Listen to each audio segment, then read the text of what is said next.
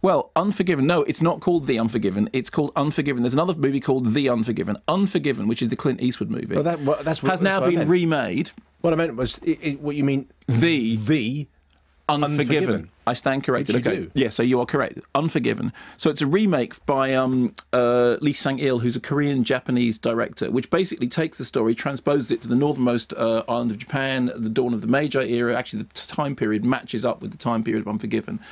Ken Watanabe is the central character who sort of steps into Clint Eastwood's Bill Money boots. And the story is the same, that there's an assault at the beginning. Somebody is horribly assaulted, and a reward is offered upon their head. And this draws vigilantes from around the country. Ken Watanabe is the person who used to be a samurai warrior, has decided that he's going to put all his sort of violent life behind him, has buried his sword. Now his wife, however, has passed on, and he's drawn back for one last mission, reuniting with an old comrade and a younger sort of firebrand. And they head off. And the story is very, very close, and the script is very, very close to the original. David Ware People's script is absolutely brilliant. I think whilst the Eastwood version has the edge, I mean, it's interesting because obviously Westerns have borrowed so much from Japanese mythology. I mean, you know, right down to sort of, you know, to remake. So, you know, Magnificent Seven is a remake of Seven Samurai, and, you know, so all that stuff. So this is kind of like repaying the compliment. So you take the Westernized story, you take it back to Japan, turn it into, and it actually, on a spectacle level, it's very impressive. I don't think it quite has the depth